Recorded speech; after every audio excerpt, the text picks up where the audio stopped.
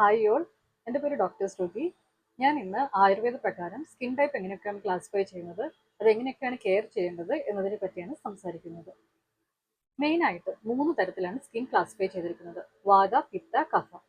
ഇതിൽ വാത type of skin ആണെങ്കിൽ നമുക്ക് പുറമെ ഡ്രൈ ആയിട്ട് ഫീൽ ചെയ്യും, കൂടുതൽ തിൻ ആയിട്ടായിരിക്കും സ്കിൻ ഉണ്ടാവുക, പിന്നെ അതൊരു കോൾഡ് ഓൺ ടച്ച് ആയിരിക്കും ഫീൽ ചെയ്യുക.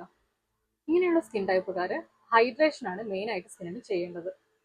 ഹൈഡ്രേഷൻ കിട്ടാൻ വേണ്ടി നമുക്ക് മോയ്സ്ചറൈസേഴ്സ് യൂസ് ചെയ്യാം, തൈലങ്ങൾ ഉപയോഗിക്കാം. ഇതുപോലെ കെയർ ചെയ്തില്ലെങ്കിൽ നമുക്ക് ഫൈൻ ലൈൻസ് ആൻഡ് റിങ്കിൾസ് ഒക്കെ ആയിട്ടാണ് നമുക്ക് ആഫ്റ്റർ എഫക്റ്റ് ഉണ്ടാവുക. അടുത്തത് pitta type of skin. Pitta type of സ്കിന്നുകാർക്ക് സ്കിന്ന് ഒരു ഹോട്ട് ഓൺ ടച്ച് ആയിരിക്കും ഫീൽ ചെയ്യുക, കൂടാതെ വളരെ സെൻസിറ്റീവ് സ്കിന്നായിരിക്കും, വളരെ ഫെയർ ആയിട്ടായിരിക്കും അവരുടെ സ്കിൻ കാണുക. ഇങ്ങനെയുള്ള സ്കിന്നുകാർ കോൾഡ് ടൈപ്പ് ഓഫ് അപ്ലിക്കേഷനാണ് സ്കിന്നിൽ ചെയ്യേണ്ടത്. അതായത് നമുക്ക് അലോവേറ പോലത്തെ ജെൽസ് യൂസ് ചെയ്യാം, പിന്നെ റോസ് വാട്ടർ അപ്ലിക്കേഷൻ ചെയ്യാം. ഇതുപോലെ വേണ്ട രീതിയിൽ കെയർ ചെയ്തില്ലെങ്കിൽ ഓപ്പൺ പോഴ്സ് ആയിട്ടായിരിക്കും നമുക്ക് ആഫ്റ്റർ എഫക്റ്റ് ഉണ്ടാവുക. കഫ ടൈപ്പ് ഓഫ് സ്കിൻ ആണെങ്കിൽ നമുക്ക് വളരെ ഓയിലി ആയിട്ടും ഷൈനി ആയിട്ടും വൈറ്റ് ഹെഡ്സ് ഒക്കെ സ്കിന്നിൽ കാണാൻ സാധിക്കുന്നതാണ്.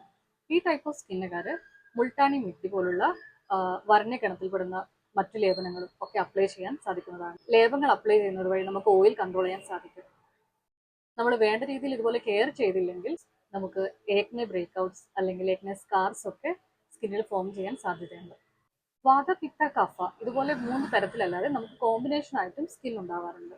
വാതപിത്ത അല്ലെങ്കിൽ പിത്ത കഫ അതുപോലെ കോമ്പിനേഷൻസ് ആയിട്ടും വരാറുണ്ട്. ഇങ്ങനെയുള്ള സ്കിൻസ് നമ്മൾ സ്കിന്നിൻ ടൈപ്പ് അറിഞ്ഞ് വേണ്ട രീതിയിലുള്ള പ്രോപ്പർ കെയർ കൊടുക്കുക. വീഡിയോ ഇഷ്ടമായിട്ടുണ്ടെങ്കിൽ പ്ലീസ് സബ്സ്ക്രൈബ് ആൻഡ് ഫോളോ.